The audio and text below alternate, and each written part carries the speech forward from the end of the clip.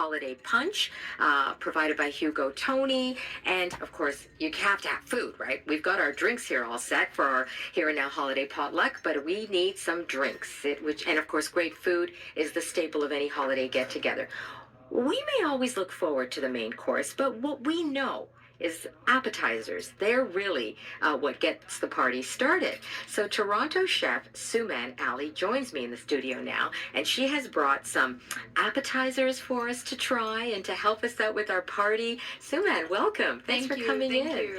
Yeah, well, you know what? I want to ask you first. What are some of your favorite appetizers to make for family and friends over the holidays? Awesome. So traditionally, growing up, like I never celebrated Christmas at home. However, I've always had friends, who would invite over, and then, I've been in Canada for 10 years and working in the industry. So, Christmas and, the whole holiday season has been very upbeat. But you know what, when it comes down to creating holiday recipes at home, especially with all the, the food insecurity and everything that's going out there, I thought that the dishes that I would like to share today would be something that's cost effective and shareable at the same time. So I'll give you an instance. For instance, I brought you this dish called labne badinjan, which is basically eggplant whipped with labne, or like hung yogurt. Oh, okay. First of all, I love eggplant.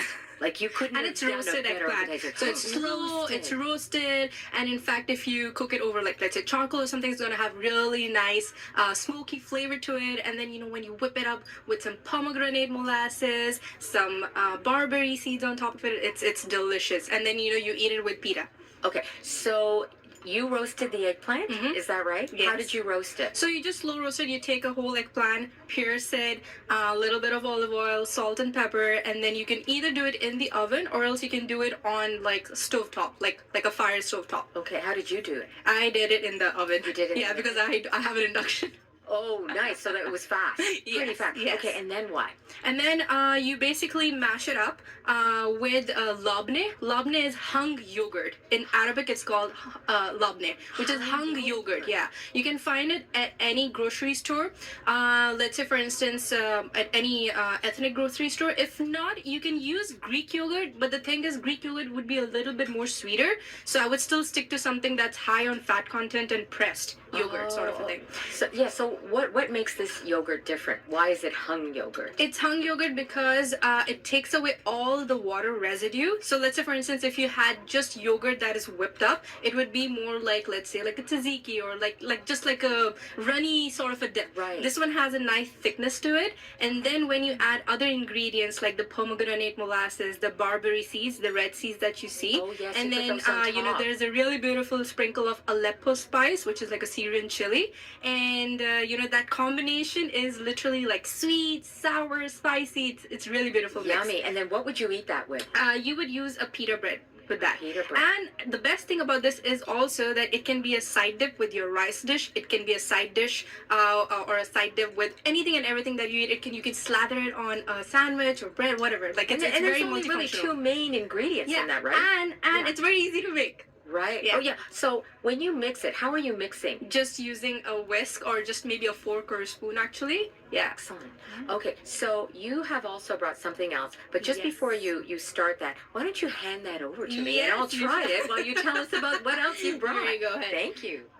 Awesome. I'm gonna pass you the pita bread as well. This looks delicious. And what's that on top again? So those are the garnishes. So you have some roasted eggplant on top. You have the pomegranate molasses. There's some house-made chili oil and Aleppo spice. It looks beautiful. Yeah. Okay, tell me dish number 2. Dish number 2, which is right over there, is basically a shorba yakteen. Shorba yakteen is a squash soup.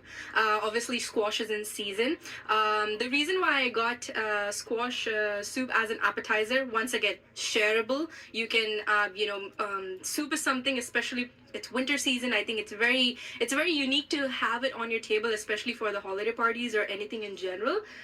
This particular dish, I make it with coconut milk, so it's dairy free as well. So it's literally just 3 ingredients. So it's squash, right? Coconut milk or coconut powder, and cumin. Oh, now tell me, because I have never used coconut milk for a soup. Mhm.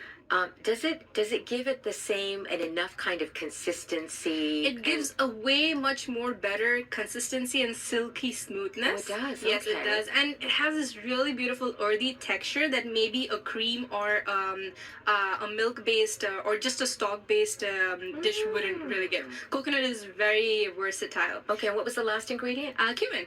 Oh, Yeah, oh, toasted cumin. Yeah, toasted cumin powder. So I have to tell you, this dip, ooh, it's got a kick to It's it got too, a and I kick, like yes, that. Yes. Is that the chili? It's the chili. It's Yeah. an Aleppo spice. Yeah. Oh, now, what was the name again of the squash dish? It's called Shorba yatin. shorba yatin. Yeah. Shorba means a soup.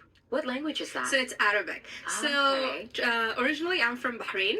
And I've been in Canada for 10 years, and I advocate on Middle Eastern food. And with that being said, all these dishes that you see are actually very traditional back home in the Middle East. And we have so many families who do celebrate Christmas as a tradition or as a faith. And it's very important to understand and know. And I'm very blessed to be able to share this. That there are so many dishes out there that depending on wherever you are from in the world or whatever culture you come from. It can be very diverse. Okay, so we're running out of time here, so we got to get to that last dish. And the last dish that I have for you is the gureba, which you actually have it on your plate. It's a sweet. Oh, Yeah. this looks So, almost yeah, like yeah, a little, yeah, yeah. So like a little shortbread. Yes, it's like a shortbread cookie. It's made with clarified butter, sugar, and flour. That's it. And the piece that you see on top is pistachio. Clarified butter, and Yes. for people who don't normally use that, explain what that means? Maybe we just okay. So clarified butter is ghee. Ghee is basically clarified butter. You really let's say over a pan, you heat off butter all the way until the milk solids really separate out, and then anything and everything that you put ghee on or clarified butter, This it is just amazing, enhances right? the Yeah. flavor. Okay, Yeah. so ghee and Flour and sugar. and what kind of proportions are we So looking at? for this particular recipe, I would do like let's say 1:1:1. Oh, it's that simple.